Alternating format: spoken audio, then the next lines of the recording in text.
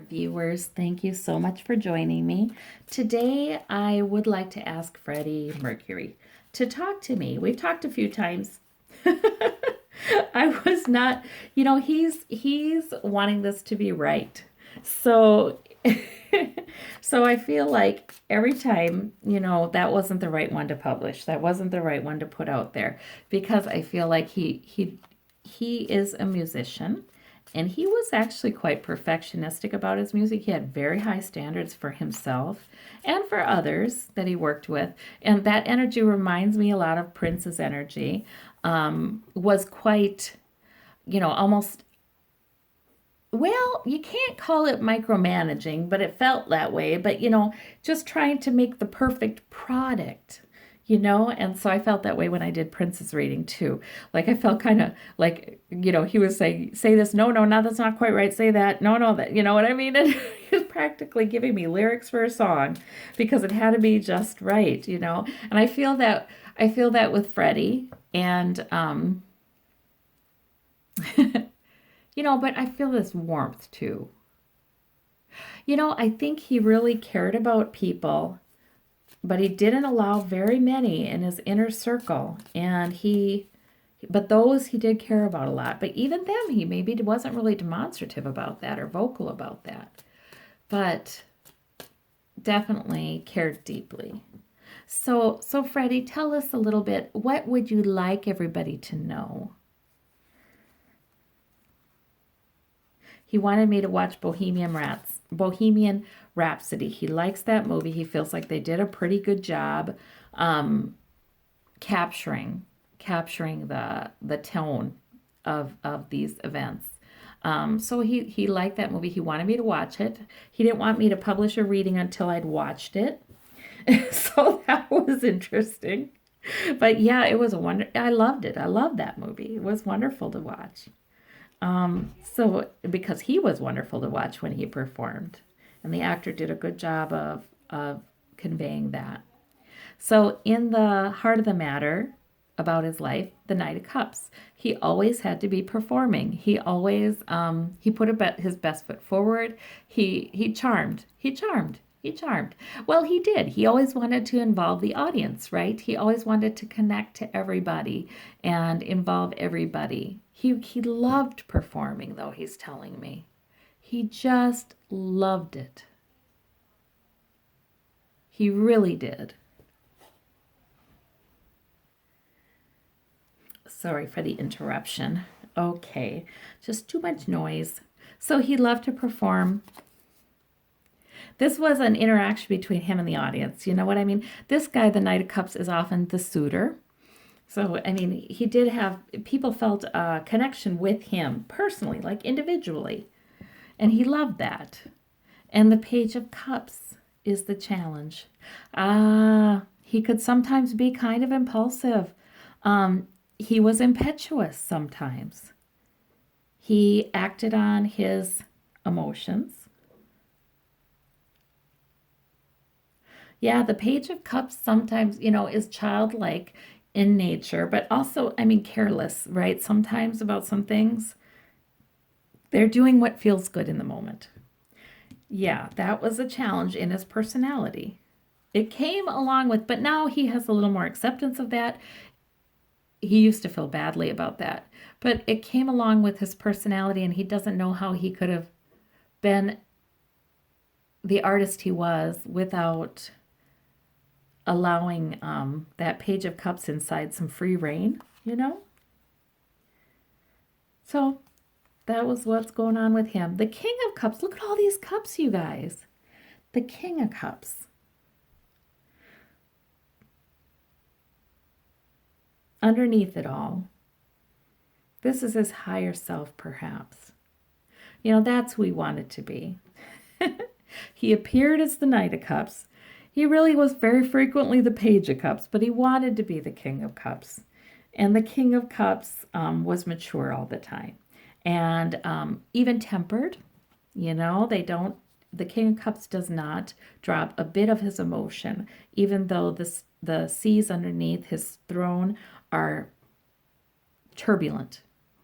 The King of Cups is he also see that deep care. The King of Cups can be actually quite nurturing and compassionate too.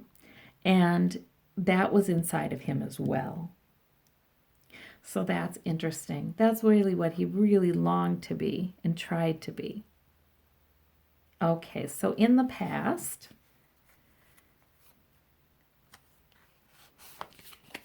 hope. He felt hopeful. That's interesting. But, right away I hear that this was about his performing.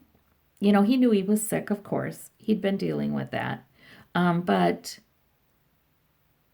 he still had hope he could keep working. He really wanted to work all the way. He really wanted to keep working. He was not actually ready to go. He was not ready to go. And he was hoping he could pull this off. There was almost something spiritual for him. And I think there was something, oh my, yeah, lots of electricity. There was something spiritual for him when he performed. He's telling me that when he performed, he was like listening to greats from the other side, great performers who had passed from the other side. He was listening. That's really interesting. Yeah, and I want to say rock, and I want to say, Elvis comes to me, you guys.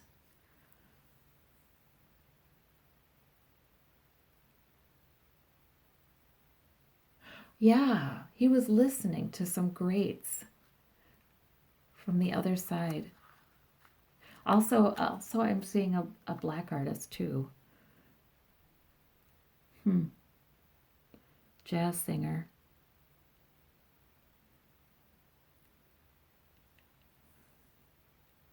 Interesting. So, but above it all, on his mind was death. He knew that it was going to come calling. He was so unique. This is why it's almost like he was two people. His emotional self and his inspired, artistic, connect with the fans self. And his intellectual self. His intellectual self, he was very bright. So his intellectual self sort of knew that, of course, death was coming. He didn't know when, but he was cognizant of. It's like when he was going to work to practice and he was going on stage and he was trying. It's like he was at war with himself. Intellectually he knew he didn't have a lot of time, but so much of what he did had been emotionally and spiritually inspired that he just went ahead. He just went ahead and went with that. Like he could turn off his intellectual mind, and just go with that. So that's why he kept going. Oh, he tried to hang on so bad. Okay, so there's the Four of Coins, and that's Pentacles are sometimes health. The coins are sometimes health. Oh, he tried to hang on to his health so hard. But there it is, in the root of the matter. And the way I do these readings, and they just started teaching me this, to do it this way, this is before the person passed, and this is sort of like when they were passing. Okay, so the King of Swords, he had to be the King of Swords. He had to cut that cord. His logic. Yeah, he was there. He had logic. He had understanding. He understood. He was able to see. He had a progressive illness. No matter how strongly or passionately he felt about going on, that wasn't going to do it. So he had to cut the ties. He had to, with the King of Swords. And also that's enlightenment. That sword can be enlightenment. He understood a lot better now that he wasn't going to die. This wasn't the end of him. He wondered if it would be. He wasn't entirely sure. Okay, by the time he passed, he wasn't entirely sure what to believe about the other side. He suspected there was an afterlife, but he was not sure. So this is also enlightenment. where he could see it. So that was really a relief to him, actually, to have that knowledge. The home environment. Oh, and then once he had that knowledge, we have the Empress. Yes, new birth, new life, a new life on the other side. And that's a very powerful card. So that hit him. Oh, that was just, it felt like he was reborn. He was very joyful. His concerns still, though. We have the Knight of Swords. I think, okay, as he started to look at his life review, the Knight of Swords can sometimes be verbally aggressive. Yeah, I mean, inspired by an idea, yes, a sort of obsessive. And I feel like he was that way with his music. He was a bit obsessive, and he was the Knight of Swords at times, where he could, yeah, he cut himself off from his emotion. See, he had these two sides to him that were really kind of distinctly separate. I don't know how to explain it. But when he was thinking and working on his music and working with his band, then right, the sword, intellect, was engaged. And he'd get mad sometimes. He'd get aggressive. He would forget about his empathy. And then other times he'd be filled with empathy and compassion for them. So he just would go back and forth. So this was a concern of his as he started to see the way he had behaved during his lifetime. He was worried about the way that affected the people who were left. And he was worried about the way he left. Oh, I'm just getting that. Like, unfortunately, he had said some unkind things to people he really cared about before he passed. Like their last conversations were not all hunky-dory. Because he was so obsessed at that point with staying and with working that he was angry and he was unfair. He worries about that. He worried about that a lot. He still feels bad about it. So yeah, that was a concern of his. So he may have been around people he cared about then after he passed, to try to reassure them that it was okay. He wasn't angry with them. He's sorry about that, and he loved them. Because he did love people deeply. He didn't often say it, though. Look at that. Brand new beginning. He just loved that he had a new beginning. Because this is a man who loved life.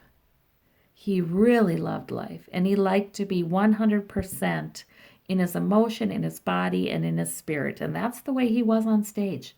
He was 100% all of that. There, too, he reminds me of Prince. Yeah, there was no, separation for him between the emotional, spiritual, and the physical when he was on stage. There was no separation there. It was like the closest thing to heaven, I guess, for him. Yeah. So he was so happy to have a new life, a new beginning. He was thrilled. The only thing, the worst idea, if anybody said to him, well, it'd be eternal rest. Oh, no, he was not there. Not even though he had some painful and awful episodes with his AIDS and AIDS complications, he was nowhere near giving up. He was, that's why he resisted death, because he was like, what? I'm going to lay around. I'm going to lay in a grave. I'm going to, rest was not an appealing thought to him. No, no, no, no, no. We have the Pentacles, the 10 of coins. Okay, he saw loved ones from the other side there. He got to see his ancestors. He got to see some of his ancestors. And maybe that's his grandfather, possibly. But so he was glad for that. He felt a lot more safe and secure. He was glad. He was also thinking of his parents, though, and I got this in previous readings. He was also thinking of his parents and the legacy that he left with his family here on Earth, and he was around them then. He was definitely visiting them because he felt like he didn't beat himself up or anything. He just felt kind of sad that they couldn't have been closer. He felt kind of sad, and he certainly didn't want them to feel bad about anything. He wanted them to feel safe and secure and like all was well. So he did try to come to them and impart that to them. And then we have the Hierophant. Oh, so he was also present at his funeral, and he was present at, if there was a funeral that was church related, he was present there with that Hierophant. And he was also present with his estate, you know, the dealings with his estate he was trying to give. Yeah, he was concerned about his will. He was concerned that everything go according to the way he wanted it to go. And he made sure it did, and it did. Very interesting, but that concerned him. And I want to say something about, I don't know, he must have, oh yeah, yep, I'm remembering. I think he left something to his former female significant other, with whom he had remained friends all those years, you know. I think he wanted her to have enough. But also his lover, you know. There was a man who had been the love of his life. Also, his band should get somehow, you know, their needs met with the contracts and with he was there that whole time trying to lead everybody in how to do that. Yeah, because he wanted his band to be able to continue to collect the royalties at the best deal they could possibly get. Somehow, I don't know, but there was something there that he was involved in. Look at this. New beginning. He was like, oh, woohoo, I'm alive. I just am alive on another plane now. And off he went to do the things that he could to help the people he cared about. He feels like he left them all misunderstanding how much he did care about them. He feels like he was never, he had a trust issue there or something. He was never completely open and unguarded to let them know how much he cared about them. They would have to infer a lot. You know what I mean? They would have to look at his behavior, right? And not when he was mad, but his, you know, his loyalty. And they would know. And the people closest to him did know. They knew. Okay. So why this just flipped out the Hierophant again. Interesting. The Star at Hope, the Star again, and the Nine of Cups. He had his wish. The Hope card, the Star card. He was a star. He got his wish. He likes that his music is still played. He likes that it's played at sporting events. He thinks that that's only fitting. This is about, he loved to engage the crowd. He likes it. The Hierophant again. He might be involved in, oh, yeah. Okay, there's the electricity. He's involved in advocating for people, gay people. He's involved in advocating for them, for gay rights. Because he feels like, you know, he didn't do a lot of that while he was on Earth. He was very private about that. He didn't want to even admit that he was gay, though he figured people could figure that out. But that was to protect the people closest to him. And he told me this in a previous reading too. That wasn't to protect himself. He could tell off any reporter. You know what I mean? But it was to protect the people closest to him. Because once you start answering those questions, then, yeah, some of the people that he knew maybe didn't want to come out. You know what I mean? So that's why he didn't make a big issue of that. That's so interesting. Because it could still, you know, dangerous even. Certainly damaging to come out. Particularly in those days. I mean, he died This was in the 80s, you know. Okay. So, what do you think, Freddie? Is there anything else that they should know? Play my music loud. He loves that. He loves that. He loves that. And he says he doesn't regret, even though he could sometimes be impetuous and sometimes impulsive, and he does not regret living the way he lived. He does not regret it. He experienced many joys. Yep, he wouldn't have liked to live till 90, suppressing this part of himself, this childlike ability to follow his creativity, act upon a whim, you know, all of those things. And he didn't always do that. I mean, he was very responsible, actually. But you know, when he was in this mode, and that was a lot of times, he feels like he lived many lives, you know. So he doesn't regret that. So what of, I feel like I want to pull one more, or look at the bottom, in fact. Four of Swords, yeah. He's also mentioning to me how he had been sick quite a lot. And he did learn some things when he was ill. He did. He did learn to be more introspective. He did learn to think more before speaking. He did learn, except for when, you know, he still sometimes said things he wished he hadn't said. But he did learn more, and that was the time in the season to do that, he tells me. So even that time was not wasted. The times when he was sick, he says that helped to ready him for crossing over, and that was not time wasted. I think he says this to all those who have trouble with progressive illnesses or illnesses that have flare-ups. That time was not wasted spiritually by any means. He also sees great value in that time. Oh, well, that's interesting. Okay. Well, thank you so much, Freddie. Thank you. Bye-bye.